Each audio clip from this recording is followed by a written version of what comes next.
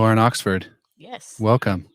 Thank you for having me. I'm glad I asked y'all. Yeah. Aden said that you were wanting to be on the show, or that Ross had brought it up to him maybe, and seemed like a good person to have on here. So I'm excited. Yeah, especially to talk about athletic training. I'm glad it worked for all of us. Yeah. So tell me a little bit. You have a project that you're doing? Yes. So I'm a master's student. I'm in my final semester. Wow. Almost there. Graduation coming up soon. And March is the celebration of athletic trainers. So essentially, we take the whole month to promote the profession. And my program likes to give us projects. And this year, we get to choose what we wanted to do. And I think podcasts are amazing. I think a lot of people listen to them nowadays, especially when they're working out or just alone time in their car, whatever it is. And I think it'd be a great way to promote this profession. Yeah, no, I love to hear it. And you said you're almost done. How long has it been going for? Master's program's 2 years. So I'm in my fourth semester, and so only about 2 years. So Dang. not bad. Yeah. Dang, yeah. And who's in charge of this program? So I go to Northern Arizona University, and we have a program director named Dr. Edgerton, and amazing professors that I love, and I learned so much from. And right now I'm at Southern Oregon doing a preceptorship or internship here, and Dr. Ross is actually my preceptor, so he's in charge of me right now. Oh, he is, yeah. So he's your what's his title?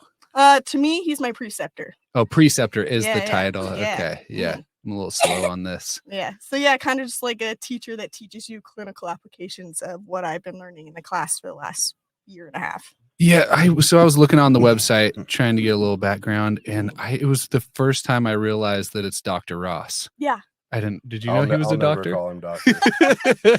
I call him Dr. Ross in emails, but no one really calls him Dr. Ross. Yeah. In real life. I mean, Dr. Dexter is probably even better. I think I'd prefer Dr. Dexter if I was him. Yeah. Yeah, no, I don't know why that's funny. I mean, he's awesome. He's really good at his job, and he's great and takes care of everyone. It's just, I know him from, being at SOU, being a student and going through the process. So it's kind of cool to see that he's a doctor. Yeah, man with a lot of degrees. He's a lot of knowledge. Yeah. He's been a great teacher so far. I've learned so much from him. Yeah. Is he just dropping knowledge on a daily basis? Like when you walk in? Every minute, literally something new. He has fun facts for days, always. Yeah. When I ask him random questions every day. We usually, like, when basketball goes to practice and we're down in the ATR, and he's just like, "Hey, what do you want to learn about today?" And I'm like, "All right, I have a list on my phone. Let's see what topic we want to talk about today." That's really helpful. Yeah.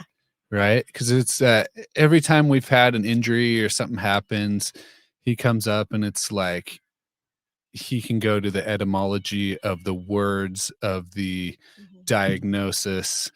It's just like he can get so deep so fast, and I love it. It's like one thing I love about him. Yeah, Dad, this is my first preceptor who's been in the profession for so long. Like at Carter before, he has so much knowledge with football and administration and higher level athletic training, but me and Dr. Ross have a shared, like, he also played collegiate sports, I played collegiate sports, and we went into this profession to just be the people we didn't have when we were athletes, especially track. And I played softball, so usually athletic trainers we're not the center of attention because we're not butting heads with helmets during practice like most sports. So, right, yeah.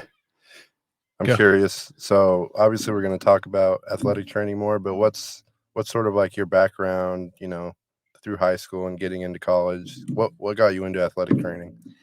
I did. A lot of my cohort members, a lot of my classmates, they found athletic training in high school and they said, "Yep, that's the profession I want to do." I had no idea athletic training existed until my sophomore year of college. While I was at my junior college, I had no idea that was even a thing. I didn't even know my high school had an athletic trainer. Wow. So I went to high school in Vegas, and then I went into the recruiting portal, and that's a whole mess of itself. But then I got recruited to play softball at a junior college in Nebraska. Loved every second of it. And we had an amazing athletic trainer there. That's why I learned so much about it. But he was one athletic trainer for about 400 athletes. And that's a lot of people to take care of. And if you're not on the verge of a concussion or literally bleeding, usually you're not top priority, which is fine. And so I went into my education in college to go in the medical field. I didn't really know where I wanted to go in the medical field, so I kind of just aimed high and like, all right, let's go see if I can try and be a doctor. And if I can't, I'll fall somewhere else into the medical field and I'll still be happy with that. And along my journey, I realized the person I think I could have benefited the most from, especially my athletic career, was an athletic trainer. Because I didn't tear my ACL, I didn't get concussions on a regular basis, but I did deal with a lot of mental health issues. And I think the first line of defense, especially in athletics for healthcare, is the athletic trainer. I didn't have that person to point the direction of like, oh, I can't help you, but I can point the direction of someone that can help you, and I'll be here if you need that. So when I got into my 4-year degree, I transferred to West Virginia University Institute of Technology in West Virginia, and same thing again. Had an amazing athletic trainer there, but he was one of 300 athletes, so at the bottom of the total pool again. So when I decided after I graduated, still didn't know I wanted to be an athletic trainer, but still knew I wanted to be in the medical field. I graduated with my degree in biology, and then I went on to being a AmeriCorps representative. So essentially, I was like the Peace Corps, but domestic, I guess. And I worked in the mental health student life part of my WVU, West Virginia Institute of Technology. And I realized that there was a need for somebody to work with athletic trainers and the athletes and the regular student body to help connect them to whatever mental health person they need, or really whatever healthcare they needed. And then I was like, COVID hit, and I was like, let's just apply to places. Let's see what happens. And I was like, athletic training. So I just applied to a bunch of different schools, interviewed with a bunch of different schools, and I got into a couple, and I interviewed with Northern Arizona and clicked instantly, got good vibes from them, and then I just started my journey with athletic training. So yeah, it really wasn't really a plan to become an athletic trainer, but I think my experiences and the places that I chose to do my education kind of led me to that path. And so far, it's been a pretty great time. That's awesome. That's really cool. Yeah, so you did your AmeriCorps at WVIT, is that what it was called? What do you call WVU it? Tech, really, I worked WV for Tech. WVU. So yeah, West Oh, Virginia is nice. kind of small. So WVU is kind of their bigger institution, I guess, and then Tech is a engineering school in Oh, a smaller town in West Virginia, and so it's kind of connected, but not so much connected. But I worked for WVU, and then I was at the location of the Tech campus. Man, okay. you've been all over the place. Yeah, Yeah. everywhere. Vegas, Nebraska, Yeah, I lived West everywhere. Virginia.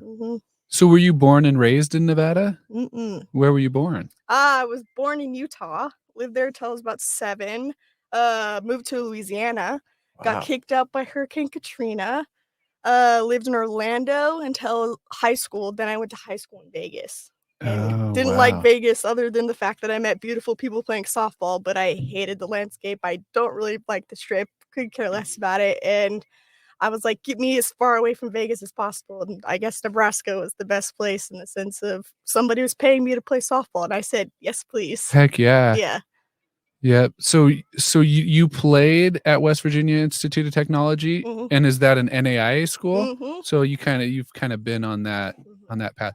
So how did you get to Southern Oregon again? How does that tie in?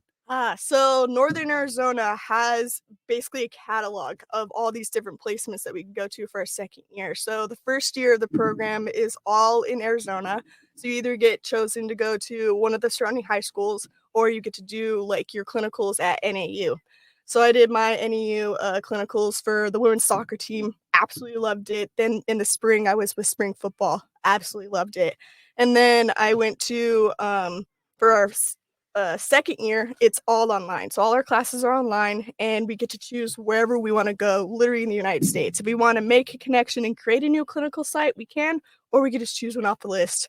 I interviewed with everybody on the Pacific Northwest, and I was like, I want to be up there, and I want to see who vibes with me and who doesn't vibe with me. And me and Dr. Ross interviewed, and it was literally I asked him, what is something your program needs to improve on? And he said diversity. And I said, good. More women on your staff? I love that. More people of color on your staff? Love that. So that's where me and him clicked the most. And I was like, yeah, I'll go to Southern Oregon. Why not? Let's see what happens. Yeah. That's cool. That's very cool. Yeah. Yeah, I mean, it seems like it's been a real natural fit. I mean, I'm just see you from observing from afar, but it seems like you fit well. It seems like you enjoy yourself. Yeah, like you said, I went to an NAI, so I understand the culture. I understand why these athletes are here, what they're here to do, and really just creating them into be better people. And it seems to me, it seems like we have an excellent training facility, training staff, resources. I'm sure you're always fighting for resources like everyone is, but um, you mentioned before at the NAI schools you were at or at the junior college that it's pretty bad, Yeah. bleak as far as how many trainers for how many Mhm. student athletes. So are you impressed by our athletic training facility and staff here and all that stuff? Yes. So, as I've learned after being here, a lot of the trainers have only been so Ross has only been here for about 2 years, maybe a little over 2 years, maybe a little less. I don't know the exact date. So all this like having 5 trainers and having this big staff that knows so much and has some experience is actually quite new for this institution. Mm. So yeah, with collaboration with Matt Sayre and collaboration with all the beautiful people in administration, we have felt the need that athletic training is important. And I totally agree, and I want to be able to do this somewhere else. So, yeah, I've had these experiences where these institutions don't have the resources or don't have the manpower to take care of all these sports, but I wanna take everything I've learned from Dr. Ross, everything I've learned from Carter, everything I've learned from Matt Sayre, literally everyone here, and bring that to another institution because, yes, this institution has a lot, and not many NAIAs have the same stuff. Even in this conference, don't have a lot of the same resources or benefits of a big athletic training staff. What's like your dream job? Mm.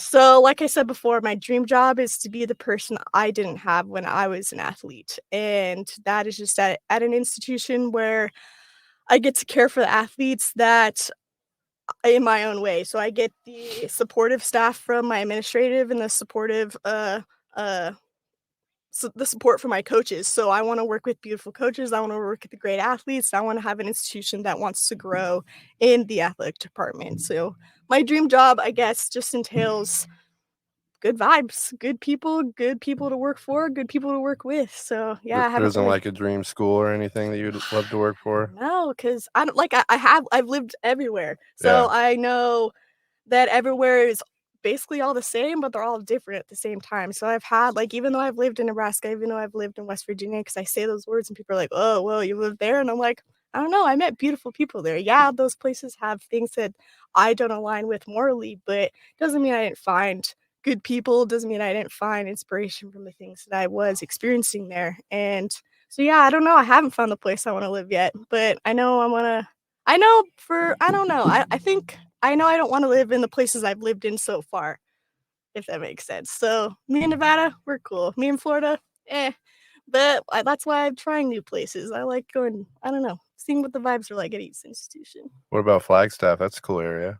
I do yeah, I really did like Flagstaff. Definitely nothing like you think when you hear Arizona. Yeah, It's kind of deserty in the sense that it doesn't get much water, but there's huge mountains there, there's trees everywhere. I get emails every day that the campus is closed because of snow this year, so they've gotten a lot of snow this year, and it's at 7,000 feet, which in athletics, that's a huge feat to help, acclimate those athletes to 7,000 feet because most of the time, those athletes in the summer when they're doing their fitness tests, they are not prepared for that amount of elevation, but if a job opened up in Flagstaff that aligned with me, I think I would totally apply, but we'll yeah. see.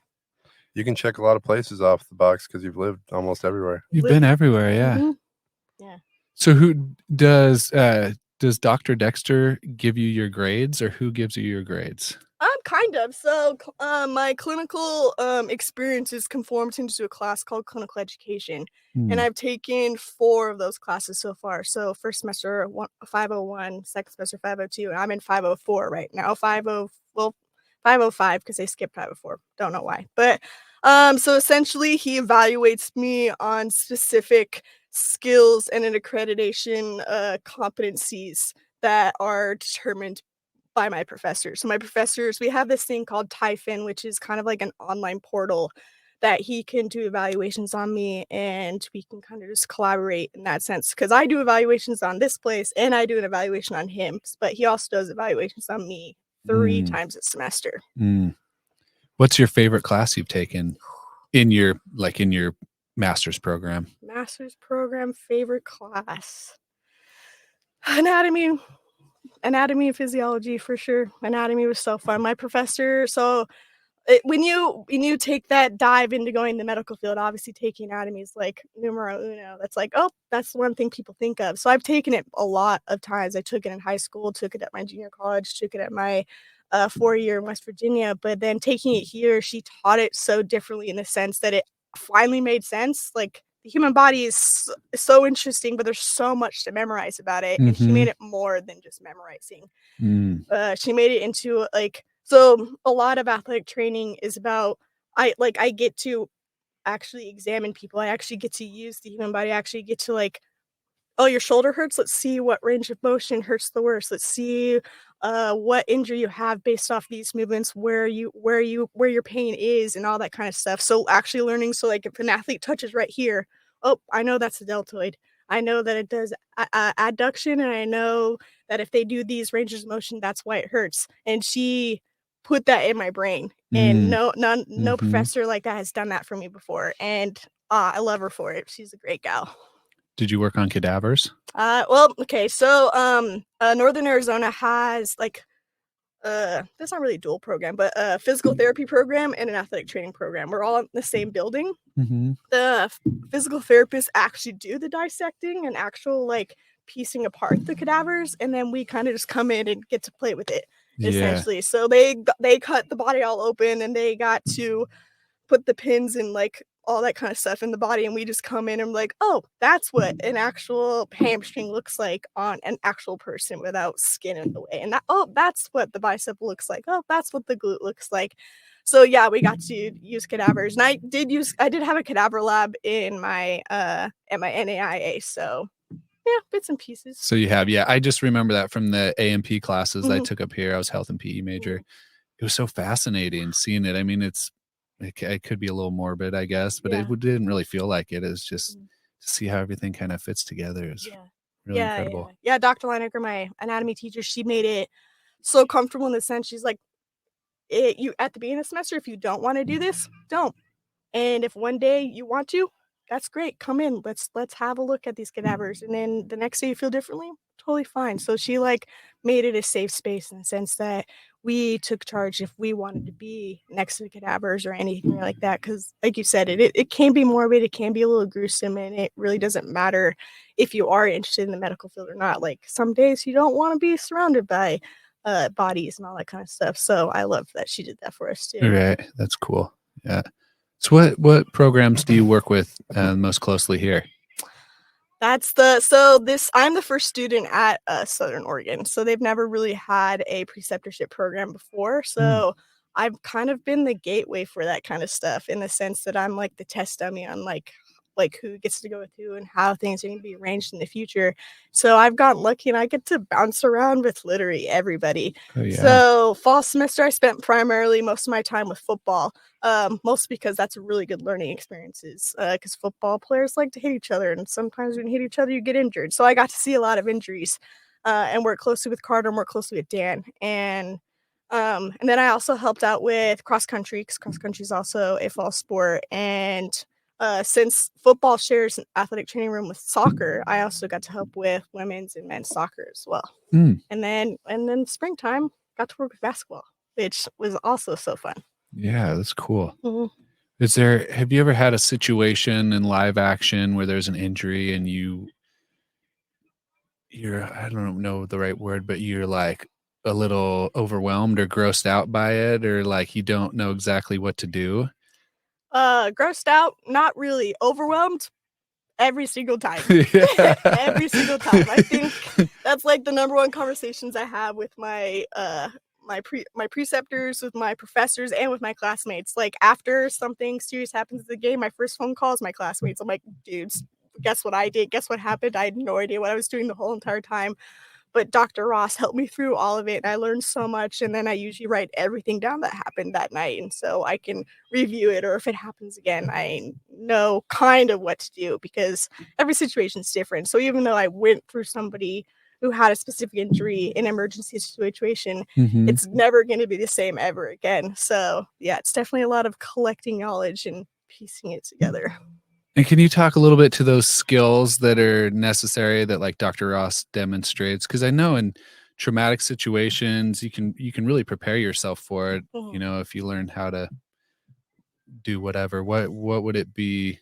What are some of Uh, those skills that he demonstrated or other people have demonstrated? so just a lot of to be an athletic training student and to be an athletic trainer and usually to be coaches, you have to be CPR certified, you have to be blood pathogen certified, you have to be AED certified in the sense you have to know how to use the tools that have been made to help in emergency situations and most and foremost protect yourself Mm, from situations. So if an athlete's bleeding everywhere and they happen to have a bloodborne disease, like I don't want that disease, but I want mhm, to make sure that they get the help. So making sure I know how to protect myself before I protect that person. So I was actually a lifeguard for the past couple summers, and getting to learn that from a different perspective from athletic training also helped in the same sense that I think everybody should be CPR certified. I think everyone should be AED certified. I think even if you don't work in the healthcare field, even if none of like those important jobs you think should be, I think everyone should be. If you have kids, if you even if you have dogs, you should be dog CPR certified. I think that's an amazing thing too. But really, he Ross and most of my other preceptors, they remind me just to be calm in a mm, sense. So your brain is going a million miles an hour thinking of all these different situations. But you get on that sideline, and he's done it multiple times, and I've maybe done it a handful of times, and really just in my clinical experience. Uh, but yeah, so with being my second year, I get to be a lot more hands on in the sense that I've taken these courses, I've done these certifications, and I've done a little bit of time in the sense that he has trusted me into taking some lead in some situations. And so he'll let me take lead on an evaluation on the sideline of a basketball court. And if I get stuck, he like realized it and he's like, do this. I'm like, oh yeah. And then that gets me mhm, back on track. So essentially he's just like a guiding hand in that sense. But the stuff that Dr. Ross does do is really just making sure he's safe, the athlete's safe, and everybody who's watching is safe in that mhm. sense. And that's really just the number one priorities. Yeah, that is cool. The great trainers that I've seen work, they're so good about because the action's fast paced and crazy and chaotic, seemingly chaotic. And then an injury happens and an athlete can be in pain or anguish and maybe lost control of their emotions, and great trainers are just so good at calming everyone down, being very deliberate and saying, here's the situation, let's get to work, here's the steps on what we do. So it's you never want to see injuries or things happen like that, but it's so fascinating to see how people work in those situations. Yeah. That was that was part of the reason why I thought I'd be good. I would be a good lifeguard or I'd be a good athletic trainer is that I have been put in those situations when I was an athlete and I was like, "Oh, I was surprisingly calm through all of that. Maybe I am a little crazy and I can handle like really scary situations or high pressure situations." So, maybe I'll try this thing out. And so yeah, it has been not easy, but it's definitely been I find it fun. I find it interesting that I am calm in those situations, and I do like to make sure other people are calm when they're probably going through the worst injury of their life. Mm-hmm. Yeah, I have a ton of respect for that just because when I was at the junior college level, we had to be CPR certified and all of that. And I just remember doing the tests on the dummies and Mhm. whatnot. And I was panicking doing it on a dummy. So I can't Yeah. imagine like a real life situation where someone's relying on you or Yeah. whatnot. And just to stay calm is it's impressive. Yeah. Yeah, I haven't actually given CPR to somebody in real life before. Definitely a practice. Yeah, I don't want to, but I've definitely practiced a lot in the sense that like, I have seen people get like, hit their head on the side of a pool and having to call EMS for that, or I had, one of my teammates, she broke her neck hitting her head on the side of a building, and I had to hold C-spine for her, but I've never done it on, like, a football field, or I've never done it, like, in the middle of a basketball game where there's people watching, but and again, don't want to, but I think I'll be ready. I think you will be too. Yeah, I do too. Let's hear about that teammate. She broke her head on or neck on a Yeah. building? So I was in West Virginia and it snows there a lot and my teammates all wanted to go sledding. I was like, cool, who doesn't love sledding? I didn't pick the location. I have no idea where they were gonna go, but I get a text message like, hey, meet us out back. And out back was behind our dorm. So our dorm was like on a huge hill that led to like the entrance of the building, and my teammate was sledding down the hill and preparing. So like when you're sledding usually down a fast hill, and usually if there's something in the way, you like slide off the sled so you don't continue sliding. Mhm. She ended up getting stuck in the sense that she couldn't get off the sled, and she was spun around, so her head was now facing the building, and she couldn't stop herself, and it happened so fast, and I literally was just walking out the door to even attempt to go sledding, and I just see her slam into the side of the building, and I was like, "Oh my god." I'm a junior in college. I've never taken classes or anything about emergency medicine or anything like that, but I know that if you hit your head or if you have a spinal injury, you don't move Mhm. because that could cause more damage. So she hit her head, and I was like, bam, like I go up to her, I'm like, dude, what happened? Like, whatever. She's my neck hurts, my neck hurts. And I'm like, oh my God, oh my God. And I hold her head. I didn't know how to hold C-spine, but I know like to keep her head still. But she was super stubborn in the sense that she just wanted to stand up. And I'm like, girl, no, like you have to stay down. You have to stay down. She didn't understand. I had one of my other teammates call the paramedics, and they ended up getting lost coming onto our campus, and it was scary. She ended up being fine. She's not paralyzed or anything like that, but she fractured one of her spinous processes in her cervical spine, Mhm. and she ended up being totally fine. But yeah, scary moment in the sense that was like, I don't know, watching your teammate hit their head off the side of a building. Oh my No god. bueno. So Yeah. she went full speed, head first, straight into the building. Oh Yeah, my like yeah, god. sliding backwards. So yeah. Well, and I mean, how lucky was she that you were there to know, like, don't Yes, stand good up? point. I don't know.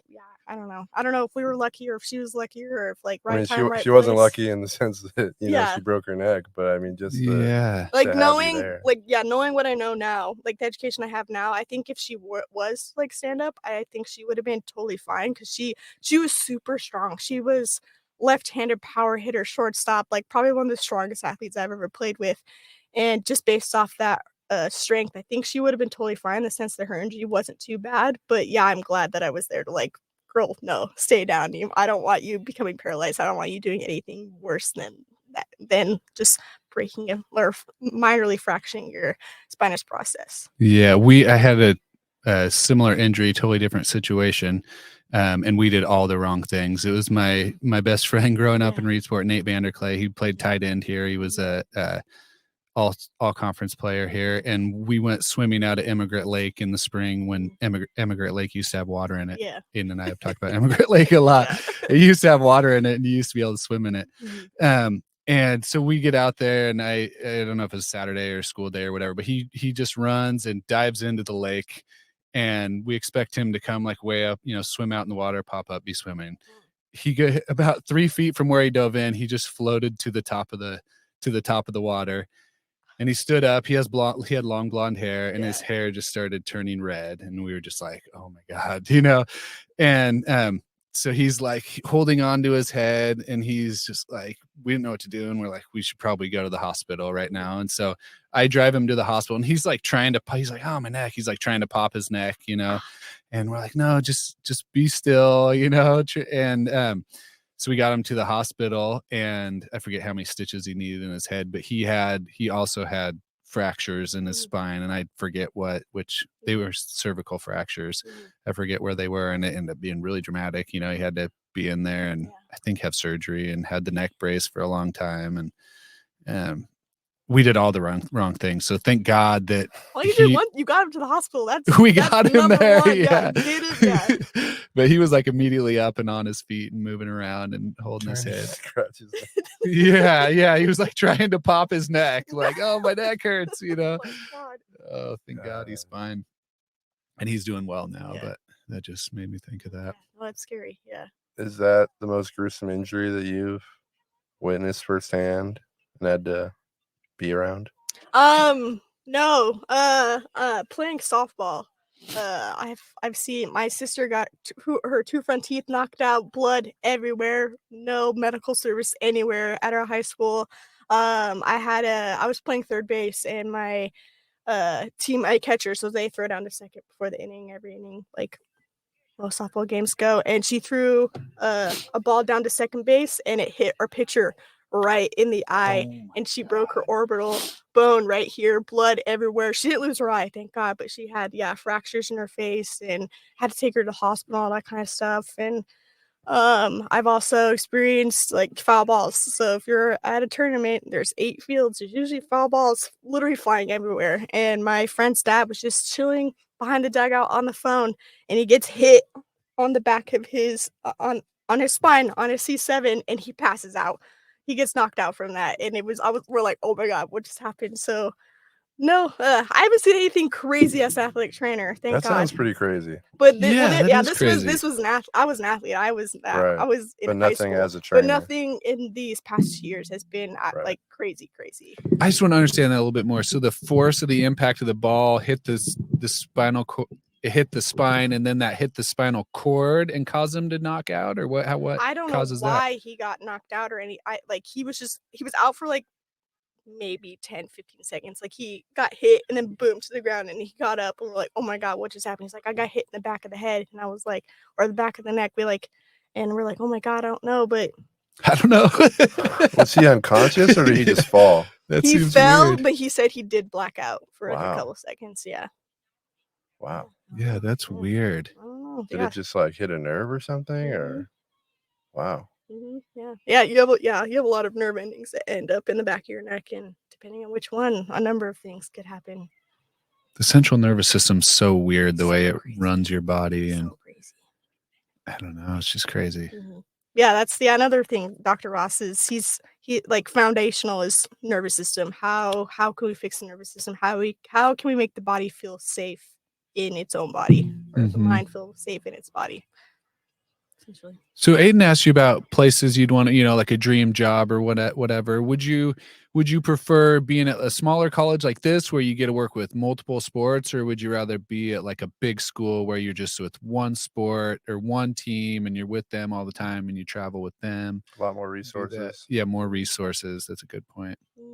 Again, have to have good vibes. So if I don't It's all mesh about well the with people. I don't mesh well with the coach, doesn't matter what sport I'm with. If I don't mesh well with the head athletic trainer, it's not gonna work out. If I don't mesh well with the athletic director, it's not gonna be fun for me. But I do love the small colleges. I do love the mindset of the athletes. I do love the mindset of literally everyone here, because we all get it that it's absolutely crazy. The challenges are absolutely insane. But if it was to happen that I could be an athletic trainer for a D1 softball team somewhere, or even a professional softball team somewhere, I would probably take that job in a heartbeat for sure. I do love softball in that sense that I click with it a lot more than most sports. But at the end of the day, it's just again, that's why Southern Oregon is a great place, is because the athletes are all amazing. Like I haven't met one athlete that I completely dislike in at all, and that's pretty rare in the sense that some schools have some pretty gnarly people, and sometimes athletes can be, again, just struggling with this life of being a student athlete, because it's a hard thing to do. Tribute to the coaches, I think, bringing in good people, and even then it's nearly impossible to get it right every time, so that's impressive. So you said you played third base? I played catcher and first base in college. I did play third base in high school, but yeah, wherever I could get a spot on the field, I'd play. So where were you when the girl threw the ball through your pitcher's eye? I was playing third. You're playing third, okay. So usually when they throw it on a second, I'm in the pitcher's mound and just waiting for the ball to go over, and then blah blah blah, doing a little in the circle thing. So I literally was like 2 feet away from her getting hit in the face. Oh my God. So and where'd you hit in the lineup in high school?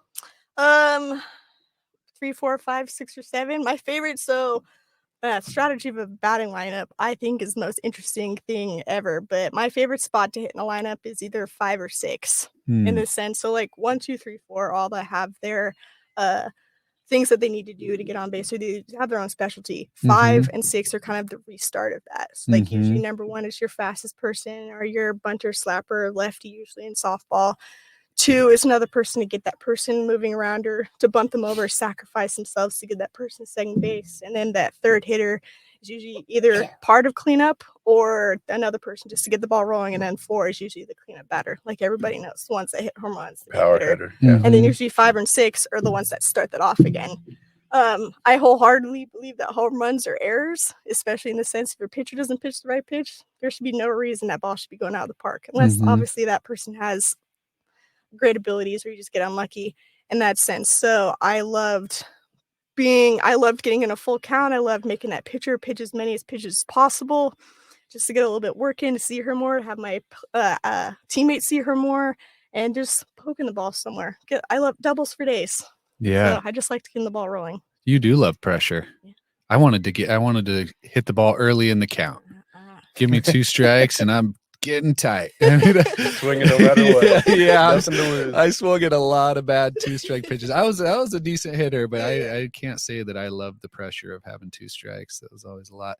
I kind of asked that. I'm wondering if softball is similar to baseball. I've kind of followed baseball quite a bit throughout my life, and recently, like in the last several years, a lot of the major league teams will put like their best hitter, regardless who it is. Like Aaron Judge, home run hitter, will be first in the lineup. And I think some of that has to do with they play 162 games. So over 162 games, that's going to give them quite a few more at bats. And you want your best player to get, best hitter to get the most at bats. So I was just wondering if you knew much about that, if that's the reason, or, is softball like that at all? Have they mixed it up? Or are they still pretty traditional, speedy hitter at the top, bunter, ball mover second, and then, more power 3 and 4? I think the last 10 years of both baseball and softball, the home run has been even more of that prize of every person should be a home run hitter, in the sense that you see a lot of those players, and a lot both in baseball and softball, doesn't matter if you're watching the College World Series or MLB. Home runs have been the dominant force, and either someone hits a home run or they strike out. And personally, that's not my strategy of play. So if that coach wants their best hitter to be number one, I think that just depends on who they were recruiting, who they want on their team. The Yankees obviously have that mentality of home runs are better, the stronger the better, the bigger the better. Aaron Judge, huge player, really good player, in the sense that they want record breakers in that sense. But if you get down to the nitty gritty, sometimes coaches are more of that strategy player, they like speed, they like the small ball play, especially in softball. So I think it just depends on that coach, and it depends on what style of play they want to play. Because in my opinion, any team can win on any given day. So even if one MLB team is stacked with the best players, aka the Angels, are they going to win? Obviously not. No. So it really just depends Never on know. the strategy of it all. So if your strategy is home runs, cool, have that best hitter hit number one, because you want them to get the most bats. But if your strategy is more small ball, getting the plays, making errors, making the pitchers work, making the defense work, maybe you want them a little more strategized throughout that lineup. Yeah, I love small ball, stealing bases. There's not as many base stealers as there used to be. So I was just wondering, because like with basketball, the analytics and the numbers, we shoot a lot of threes, SOU basketball, and this is kind of basketball wide. Shoot a lot of threes, and then of course take anything around the rim uncontested we can, and then try and get a lot of free throws too, just because of the percentages of the shots. Makes sense. That's what the analytics say is the right thing to do. And I didn't know if baseball, if it was an analytics thing, like the home run is the best in the analytics, or if it was we need more fans because we're losing them to football and basketball and soccer, and home runs bring fans, and it's cooler to hit home runs. So I think it's both. Is it both? I think it's a mixture of both. Yeah. Sure. Yeah, for sure, a mixture of both. Oh, really? Yeah. You're doing a great job. Little sneak peek, yeah. I think it's totally a mixture of both, and I do think the MLB has lost population with other sports, especially gaining more popularity. And I guess their answer was more home runs. And I know this season they brought down that pitch count, making the games a little bit faster. Also, trying to please the crowds, I guess, and making the game not 4 hours long. In the sense, I'm like, at the end of the day, I'm like, I need to watch a softball game. You can get all of that already. Yeah. Well, the thing about home runs is that it's sort of like a double-edged sword. Like usually if you're trying to hit it out of the park, you're going to strike out a lot. Yeah. Like Judge also leads the league in strikeouts too. So it's kind of like, is it the best analytically, or is it just like you said for for the Crowd pleasing. fans and Yeah. for the ratings. So Yeah. I think it's a battle that they haven't figured out yet. Yeah. Well, yeah, well, that's why the beauty of baseball and softball, it's a game of failure. Like, I could go 4 for 4 with 4 home runs and be the best hitter of all of softball or whatever. My team's still not going to win if they don't also do good. Right. Yeah. So I think it's crazy when they play the double headers, like in one day. Like I'll see like the team play 2 games, and I'm like, oh my gosh, It's a long day. like they must just be so drained mentally. Like I know baseball isn't the most physical sport just because there's a lot of, like you said, time in between pitches and you're standing around, but obviously it's also really like, you know, quick and that every play happens so fast. But it's just crazy how mentally strong you have to be able to play 100 however many games. And I'm sure it's a lot for softball, not as much, but still I bet you played. So my NAIA, and I know here at Southern Oregon, they play 60 to 80 games in a season, That's crazy. depending on like if they make it to nationals or what their preseason looks like. And at my NAIA and at my JUCO, we played 10 to 30 games in the fall as well.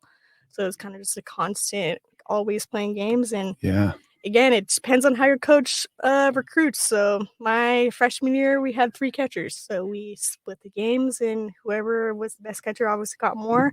But like I didn't catch 60 games in a season. But my sophomore year, I was the only catcher. So I caught 60 plus games that season. That had to be hard on you, on your body. On your Catcher's knees. Body, hard, name. yeah. Surprisingly, I've got pretty great knees. Ankles, shoulders, and wrists. Fingers, no, not so much. But my knees, totally fine. Yeah. But Do softball pitchers also have a lot of problems with their elbows, like baseball pitchers, I assume? Depends. So I don't know. Genetics and how you prepare, I think, is the beast on how to fix those things. And so no, softball players tend not to have as many shoulder or elbow problems just because your glenohumeral joint is a ball and socket joint. So this circular motion is a lot more natural than the regular baseball throw in that sense. But again, the more you do it, the more likely you are to get injured. So I don't know, like every other thing, everything in moderation. So if you pitch 160 games, doesn't matter if you're throwing overhand or underhand, your arm's probably going to be shot. So really just how you prepare and again, who you are and your body proportions and all that kind of stuff. No, that's just interesting just because I would assume that if you're, you know, doing that whole wind up and you're throwing it pretty damn hard, I would assume that would put a lot of strain on you, but it's interesting. It doesn't. Yeah.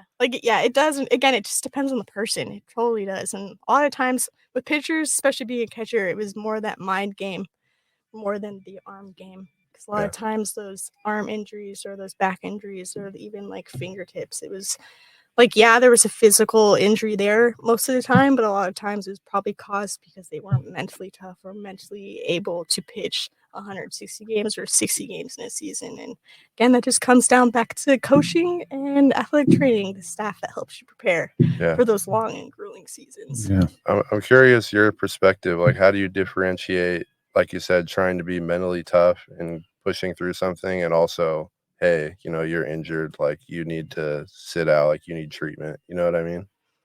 So a lot of times athletes put a lot of that pressure on themselves. So they think they're the only person in the game, they're injured, it's their problem, it's their problem to fix. I think a lot of times they forget that they have a team around them, whether they're playing in a team sport where they literally do have a team around them, or they have coaches that could help them, or they do have athletic training staff that can help them.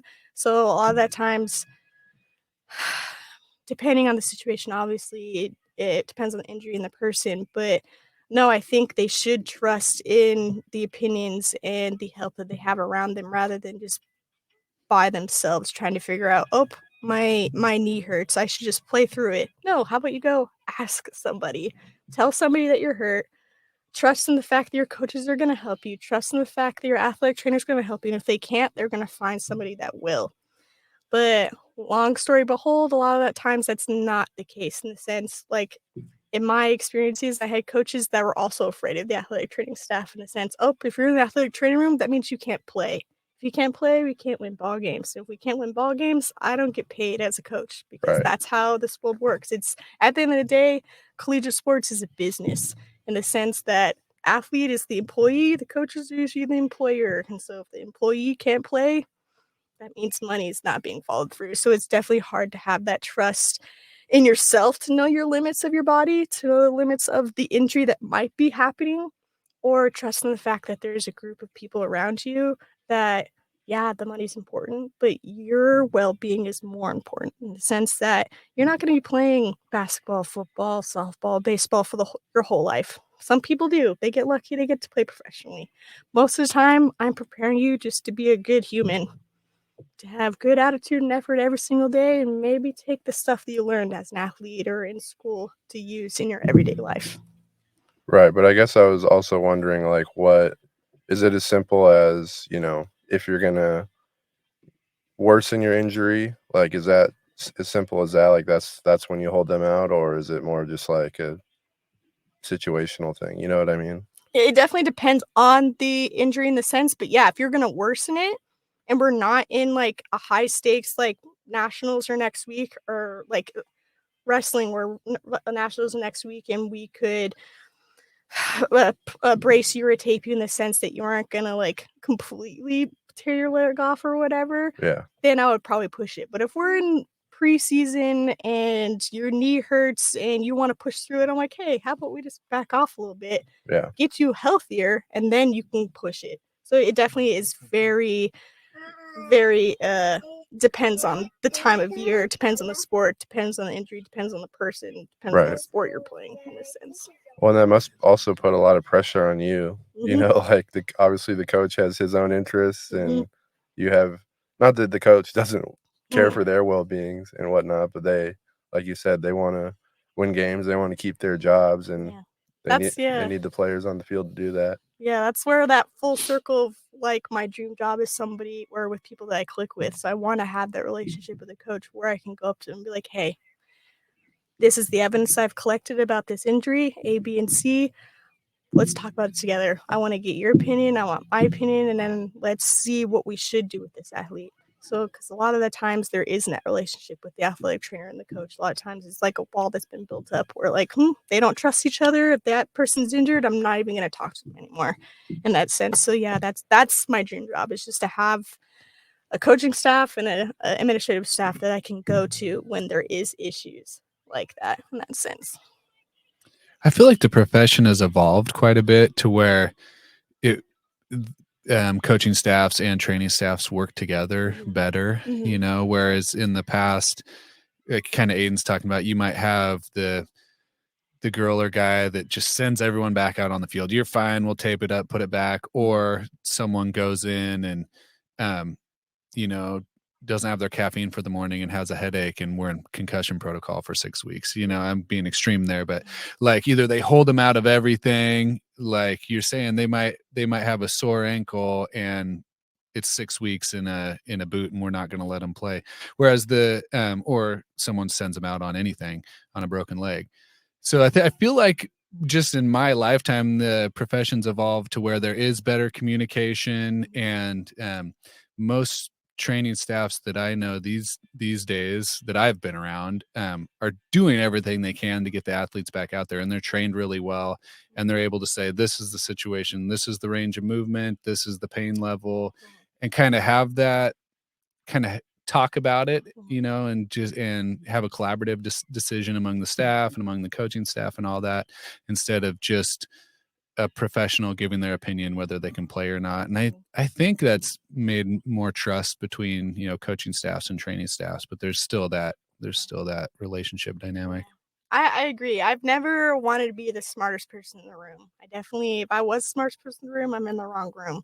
And I agree. I think the profession has totally grown in the sense that it's only been recent that athletic trainers are required to have a master's degree, I think in Mm. like the last 5 years. And that was one of the reasons that gave me the opportunity to become an athletic trainer because it used to just be a bachelor's degree. You had to get a bachelor's degree in athletic training and then you took the board certification. And that's how you became an athletic trainer. Now you have to have a bachelor's degree in whatever you want to take it in, and then you get a master's degree. And I think that's going to allow more athletes like me to pursue that athletic career and then also get a master's degree and then become an athletic trainer and then Hmm. have those great relationships with coaches because I did that already in the sense I was a player. I did have a coach. I did have an athletic trainer. I was already in that life in that sense. But I don't know. And could you tell me if I'm wrong? It feels a little driven from the top down too, like professional sports kind of drives a lot of things with the money and the resources and all that.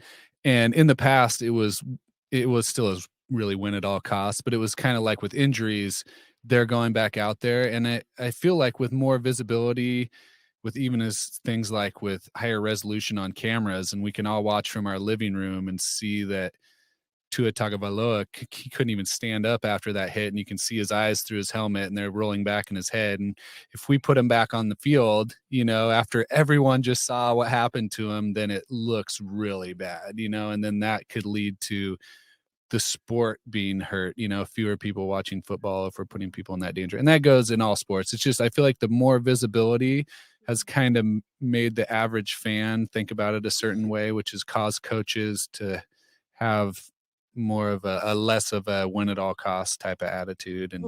And plus a lot of the coaches have been players and they know what it's like to go through that. And so do you agree with me that has some effect on it, or is that off base? Wholeheartedly. People are getting more of a glimpse of the natures of professional football and professional sports in general. And I haven't worked a lot of I've never worked a professional sport in that sense, so I can't really talk upon like the decisions that the doctors have to make based off the GM and all the money and all that circulating stuff. But from a collegiate standpoint, I know that there's a lot of institutions out there that are gearing towards a more medical kind of athletic department. So here at SCU, all the athletic trainers work under an athletic director.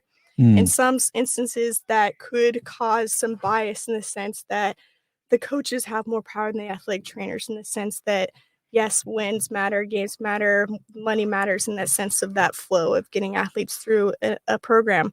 But some institutions are making it so athletic trainers work underneath the medical center or the health center or the physician working at that institution. So my job isn't determinant on whether I'm making the athletic director happy. It's whether I'm making the health director happy. Oh yeah. So in a sense where there's a little bit less bias, in the sense that my job is to please the health department, not the coach, not the athletic director, where there might be some bias in that sense. So I think progressing into that kind of mindset will also make the profession, also I think make athletics a little bit more, well, a lot safer in that sense. But again, along with professional athletics, I agree. Seeing Tua, but he had a concussion after that first blow, and going back in again, that was the wrong decision. And would that be the decision I made if I was in that physician or athletic trainer's hands? I don't know, because I've never been under the pressure that they've been under. Right. But with my education and the things that I know right now, it would be no. I would have taken Tua out. But again, would have that cost me my job? I think so. Yeah, and that's just one example. There's so many examples, and there's always going to be bias because of the money in it, and because there's a lot of times where a player will be down on the field, limp into the locker room, and then 20 minutes later they come sprinting out, and it's like, they probably got a shot in there. They probably got something. So I'm sure that is pretty prevalent, but it just seems like just with the structures that have been created, like you said, with the health director and those things, that it's gotten better at least. And more protective of the athletes. So how do you feel about Southern Oregon and Ashland and all that? You haven't been here that long. I kind of want to get your feel for the area.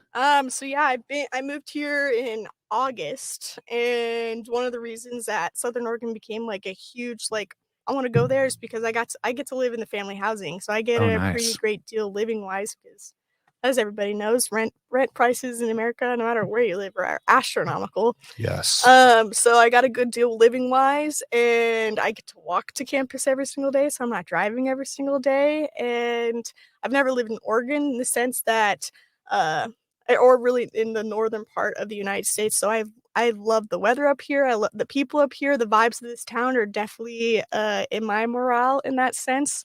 It is I do love small towns in the sense I lived in Vegas, lived in Orlando and all those big cities, but I don't know, it's just too much for me in that sense. So I do love the Flagstaff small town, the Ashland, Oregon small town, West Virginia small town in that sense. So I think I'm going to keep that train going in the sense that I think cities are not for me. So yeah, I've definitely I think I've thrived in Southern Oregon the last 6 months in preparing to graduate and get my degree. So yeah. Your schedule must be crazy. Am I wrong? Like, Well, my schedule is the athlete's schedule, essentially. So yeah. yeah, it hasn't been my own for a long time, but I think what prepared me was being an athlete, because a lot of times the athlete does not make their schedule in the sense that their coach does, or their academic advisor does, or their employer does if they have a job. So I've definitely prepared for this master's degree in the sense that I'll show up. I'll be there. Tell me where to be. I'll be there, and I'll put a lot of effort, good attitude and effort into whatever we have to do. So yeah, studying and clinicals, and so we have to do about 25 to 40 hours a week of clinicals, Wow. and On top of all your on top of training classes and and all that kind of living, stuff. yeah. Yeah. So do you have much time to go do stuff? No. Not really, but yeah, no, I do take time to, like, I think breaks are immensely important, because if you put too much into someone else's cup, your cup is completely empty, and Yep. that's how I think athletic trainers should live as well. Is because I can help as many athletes as I want, but if I'm not helping myself, then it's not going to work out very well. So yeah, I've definitely spent the last 2 years definitely building up habits and routines where I can put into my practice later in life. Where, like, nope, this is a non-negotiable. I need to take a walk 20 minutes a day to clear my head. I need to eat this much nutrients and this many calories to keep me ready for anything that's going to happen.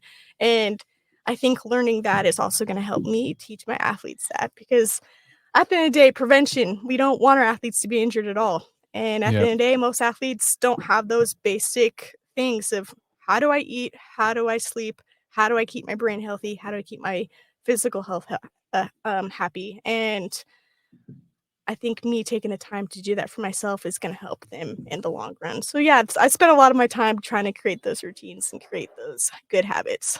So is that your actual routine, a 20-minute walk a day and then focusing on your nutrition? Is that what you actually do? Yeah, meal prepping has definitely been the best thing that I've ever done ever. So I TikTok and Pinterest and YouTube videos or Instagram, whatever it is. If I like that recipe, I usually save it, and I save it in a little folder called meal prep. And every Saturday I go through that. I pick a meal and I make that for the week. Nice. And so yeah, I like to go. I think walking is a lot better than running, in the sense my joints don't like running all that much anymore. I'm not saying I'm Mhm. old, but playing athletics definitely makes you older than you are.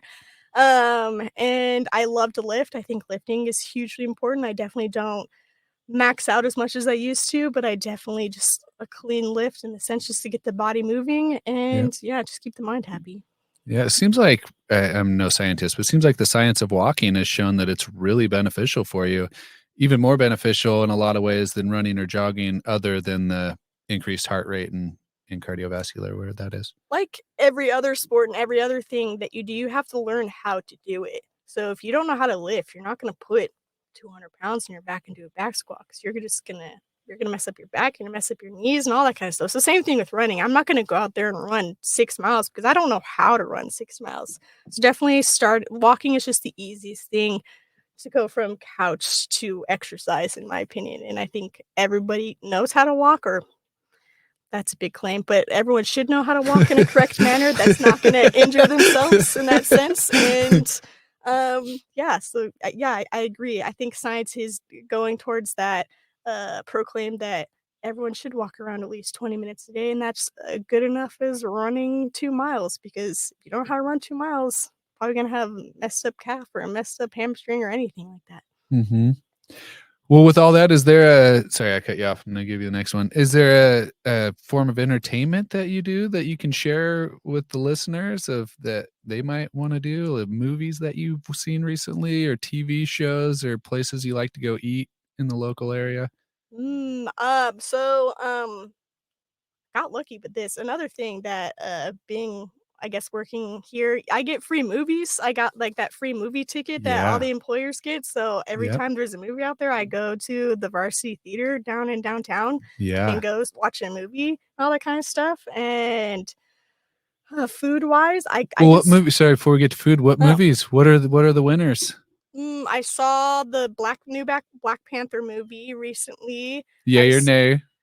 Yay, Yay. loved it. Yeah. Absolutely loved it. Woman power all the way. Definitely missing the main character of Black Panther, but definitely loved it. Faith loved it. We had Faith on here. Yeah. Yeah, the music was great. Rihanna obviously almost had a song in that movie. Can't go wrong with Rihanna. But yeah, food wise, again, I'm a grad student. I'm broke, so I don't spend a lot of money on things out in out in nature. But Dr. Ross also has his partner owns a gym downtown Athens Strength Studio, and I went to their carry a million pounds event essentially. really? So like I spent like 2 hours just walking around with weight. So essentially it was like every 30 feet that I walked with so many pounds was that many pounds in um, so for every pound that I carried was $1 she was gonna donate to her choice of charity. And I ended up carrying like 20,000 pounds that day, and it was absolutely insane. Me and Ross came back to work the next day and we're like, okay, nobody's getting massages today because my forearms are done, my shoulders are done, and my legs are done. But that was really cool. That's incredible. Wait, so are you saying she donated $20,000? No, so it was Maybe I misheard that. So her goal was 1,000,000 pounds, and it was $1 for every I forget. It was like whatever the math is. Not really good at math. So 1,000,000 pounds, and if she hit that goal, it was only going to be like $1,000. So whatever that math is in Okay. a sense. So Yeah. every again, not good at math, but 1,000. yeah, it was she wasn't 1,000 gonna times she wasn't 1,000 gonna is a million, right? yeah, she wasn't gonna donate $1,000,000 to whatever if they carried that many. Right. But yeah, but that was something interesting that I've done that I really enjoyed, and I highly recommend Ashland Strength Studio to go to. Shout out Ashland Strength Studio. Yeah. And who runs it? I know Ross's partner, but what's the name? Tess. Tess. Mhm. Go Tess. Mhm. Yeah. What I mean, obviously you have a pretty good understanding of small college athletics just because you've worked in it now and you played in it. But I'm curious, do you know any trainers at any, big time schools? And I'm curious, what are like the potential pitfalls there, or, things that we wouldn't consider that might not be as good at the small college level? So I did do a lot of my clinical experience at NAU, and NAU is technically Division 1 Yeah. school, and even at those big schools, a lot of on top of making sure the health of my athletes is good, the health of myself is good, and the athletic training facility is running good, there's that politics of that the money that goes along with all of that. So I think that's just the huge downfall, and then also the amount of hours that they put in. So the trainers that at NAU, they put in a lot of hours at those places, and in my opinion, I think they feel guilty if they don't put in a lot of those hours. So that work-life balance, I think, is a definite struggle at those higher levels because you feel like you're at this big, beautiful place and you have all these resources to help your athletes at any time of the day. Like, I have no life outside of this, so why am I not in the athletic training room helping my football player with X, Y, and Z because I have all these resources that I can do it with. But at the end of the day, like I said, if your cup is empty, you can't help somebody else. And I think a lot of times their cups just go a little too far on the empty side of working too much because of all those resources. So I don't know. Like they just built a new $50 million building for their strength and athletic training program. And they had every laser you can think of. They have underwater treadmill. They have a room to help with an altitude room, so we can change the altitude in that room and make it to 7,000 feet and Oh, train that's those cool. athletes in there. Yeah. And they literally had every resource, an amazing physician that works there, literally every resource you could ever think of. But with those resources, I think comes with that work-life balance struggle in the sense that you feel guilty if you don't use everything you can. Mm-hmm. Yeah, that sounds challenging for sure. Mhm. I also wanted to ask, I know we were talking about Tua Tagovailoa and what he went through, and it's been a month, maybe two, since what happened to Damar Hamlin. Mhm. I was curious what you thought about that and just how crazy it was and how fast it happened. I mean, I was watching it live, Mhm. and just to see like the severity of what happened to him versus what I thought happened to him, Mhm. I'm curious what that was like for you. And So I didn't watch it live in the sense I wasn't watching that game, but Yeah. it definitely if you are into sports, you definitely heard about it. So I definitely heard about it within the like hours of it happening the next days. And I think it's an amazing in the sense that the athletic training staff saved him on that field. And I think that is good promotion in the sense that it teaches people that I'm more than just someone who tapes an ankle. Like in my opinion, taping an ankle is the last thing I'm gonna do to try and help somebody. So like we were talking about earlier, that emergency medicine. So me having the knowledge that the symptoms that he was going through, knowing the steps on how to save his life in that sense, and trusting my ability in using an AED, and trusting my ability in the team that I have around me. So I think that was a great promotion on how we could have people play a sport that is dangerous in the sense that so the condition that he did was called essentially if you get hit in the chest at the right time, it could potentially stop your heart. Right. And you see this condition a lot more in like bat and ball sports. So you see a lot in little league baseball in the sense of like little kids. That's why sometimes you see little leaguers, they're wearing like a chest plate, and you're like, Mhm. why is this little league baseball wearing a chest plate? And it's usually to prevent the condition that he went through. And so yeah, I think it's just a great promotion on how as athletic trainers the knowledge that I'm gaining right now and how I can use it in the future. No, I agree. I think it definitely highlighted how important Mhm. that you guys are, and it was just cool that obviously he came out unscathed Mhm. Yeah. after something so scary and like Yeah, it could have gone way worse, way Yeah. faster. yeah, no doubt. Yeah, by all reports, the training staff was phenomenal in that situation, and they saved his life, like Mhm. Aiden said, which is awesome. Mhm. Well, Teo and Koi, Teo's here. He's had his he's on conferences this week. We haven't had all of them in the studio, so they've been doing a great job, but I think they're probably nearing their end. Yeah. Do you job, bud? We'll give you one question in a second. Yeah. Do you have anything else? You've shared a ton of great stuff, and we Yeah. really appreciate you. Really appreciate you coming on. Really appreciate everything you do for the athletic department, for our basketball team, for us, for everybody. Do you have any words of wisdom or advice that you'd want to share with people either in the athletic training field or just life in general? As a college student, if you're like, just get the degree. It doesn't really matter what that degree is in. And if you want to pursue medicine in the sense that you want to be a surgeon, you want to be a doctor, my greatest advice is just to follow everybody in that field. So follow around a PT, follow around an OT, follow around a surgeon, follow around a PA. Just get the vibe of each of those professions and then make your decision because you have so much time. A lot of people put so much pressure on trying to make a decision that you're supposed to do for the rest of your life. But yeah, my greatest piece of advice is just take your time and try not to listen to that noise of trying to pick the perfect major, or the perfect profession, or the perfect job right out of school because there's so much time.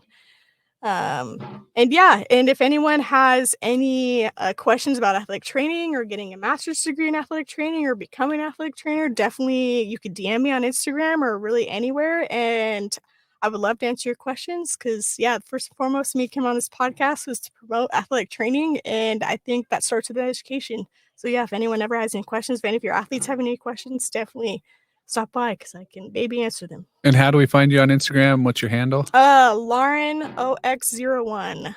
Lauren. Yeah. So I mispronounced it, Lauren. I'm sorry. I messed that up. No I'm not gonna be able to worries. edit it out. Lauren, appreciate it. Yeah. Teo, Do you have a hot take for the road? do you have a question? Hot take. I don't think I do. No hot take, nothing spicy. Mm. Mm-mm. Okay, I fair don't enough. think so. I like the knowledge you dropped on us though. Oh, it was great. So much good stuff. And the good vibes, how you're saying you make all your decisions based on good vibes. I love it because that's the can't go wrong, right? Especially if you trust your gut and you trust yourself, you're gonna make good decisions. So shout out to Northwest Pizza and Pasta, Morgan George, their people, they hook us up. They do a great job taking care of the athletic department and everyone in Ashland. So quick shout out to them. A shout out again to Tess.